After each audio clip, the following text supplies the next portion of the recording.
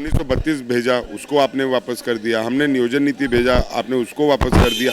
कहीं ना कहीं किसकी गलती हो? इतनी ज़्यादा आदिवासी हित की सरकार होती, केंद्र सरकार, तो उसे पास करती। प्रतियोगी परीक्षा से जुड़ा हुआ जो विधेयक आ रहा है उसमें अब जो युवा है वो सवाल ये उठा रहा है कि कल के डेट में अगर प्रश्न पत्र लीक होता है या फिर नौकरी में अगर कोई सेटिंग होता है तो हम लोग सवाल भी नहीं उठा पाएंगे। सवाल उठाने वालों को भी जो है जेल भेज दिया जाएगा। मॉनसून सत्र से पहले मुख्यमंत्री हेमंत सोरेन की सरकार का सूचना प्रसारण विभाग के तरफ से एक प्रेस विज्ञप्ति जारी किया गया और उसके जरिए यह बताने की कोशिश की गई कि मॉनसून सत्र में 1932 आधारित स्थानीय नीति, मॉब लिंचिंग और ओबीसी आरक्षण से जुड़े हुए विधेयक जिसे राजभवन से लौटा दिया गया था वो दोबारा से सदन के भीतर आ सकता है।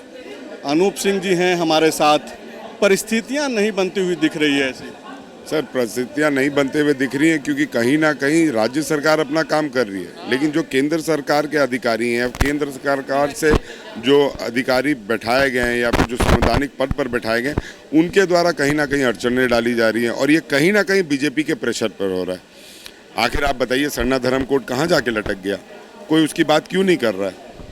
गवर्नर ने भी भेज दिया था, फिर पार्लियामेंट में क्यों लटका हुआ है? अभी तक क्यों नहीं पास किया गया उसको?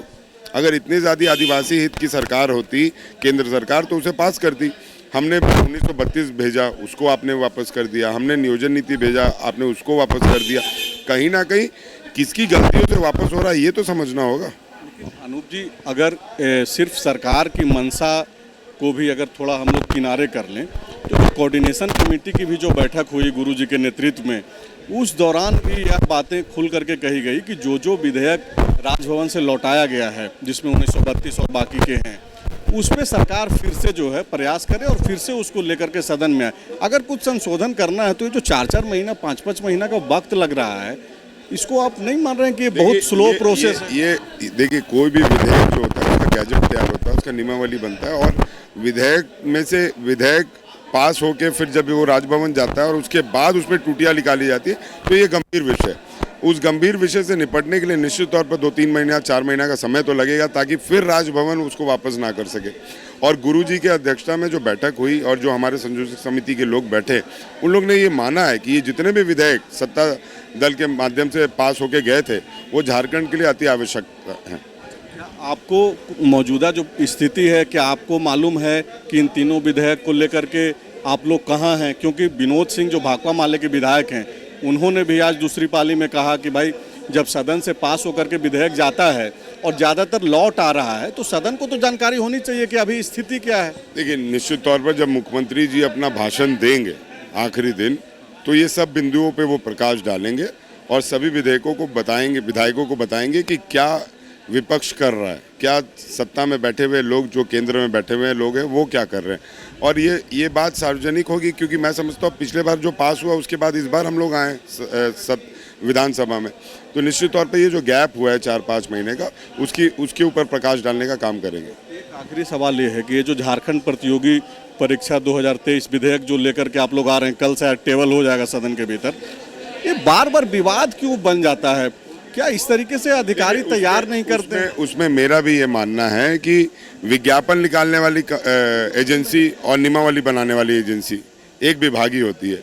तो जब नियमावली बन चुका है तो जो अधिकारी विज्ञापन निकाल रहा है और उसके तरफ से टूटियां हो रही हैं और फिर विभाग में ये बोल करके छात्रों का परीक्षा का रिजल्ट नहीं आउट किया जा रहा है कि भैया नियमावली कुछ और था, विज्ञापन कुछ और निकल गया, तो मैं समझता हूँ वैसे जो अधिकारी हैं उन पर कार्रवाई होना चाहिए और विभाग को भी स्ट्रिक्ट निर्देश देना चाहिए, मुख्यमंत्री जी को और हमारे तमाम पदाधिकारियों को, कि भैया आप लोग एक ही एजेंसी है, नियमावली देख के विज्ञापन निकालिए। क्योंकि मैं समझता हूँ कि 34 साल, मान लीजिए कोई लड़के का 33 या 34 साल उम्र है, अब वो किसी परीक्षा का तैयारी कर रहा है, विज्ञापन के आधार पर तैयारी किया और नियमावली के आधार पर उसको रोक दिया गया, तो वो तो 35 पार कर गया, तब वो कहाँ जाएगा?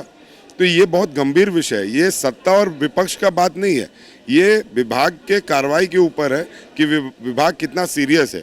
अगर विज्ञापन गलत निकल रहा है तो निश्चित तौर पर वैसे अधिकारी को हम लोग को दंडनीय अपराध के तहत सवाल है अनूप जी, वो ये है कि ये जो प्रतियोगी परीक्षा से जुड़ा हुआ जो विधेयक आ रहा है उसमें अब जो युवा है वो सवाल ये उठा रहा है कि कल के डेट में अगर प्रश्न पत्र लीक होता है या फिर नौकरी में अगर कोई सेटिंग होता है तो हम लोग सवाल भी नहीं उठा पाएंगे। सवाल उठाने वालों को भी जो है जेल भेज दिया जाएगा बगैर कोई जांच के FIR।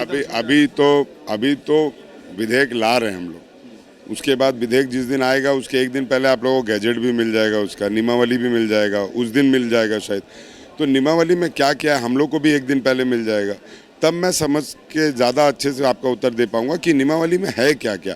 अभी तक जो हमें जानकारी मिल रही है कि हम लोग ने विधानसभा अध्यक्ष जी ने इसको ध्यान आकर्षण समिति को भेजा गया है कि विधेयक लाने से पहले एक बार उस पर चर्चा ज़रूर कर लिया जाए। तो ध्यान आकर्षण समिति की जो हमारे अध्यक्ष हैं वो और उनके सदस्यगण उस पर चर्चा करेंगे और तभी ये वो विधेयक पास होगा। बायोम जो है मेडिकल प्रिपरेशन का एकमात्र संस्थान जहां है complete digital classrooms, video lectures, student tracking system, library facility and 100% result oriented rankers batch. Biome Hinoo एवं नगरा टोली, रांची।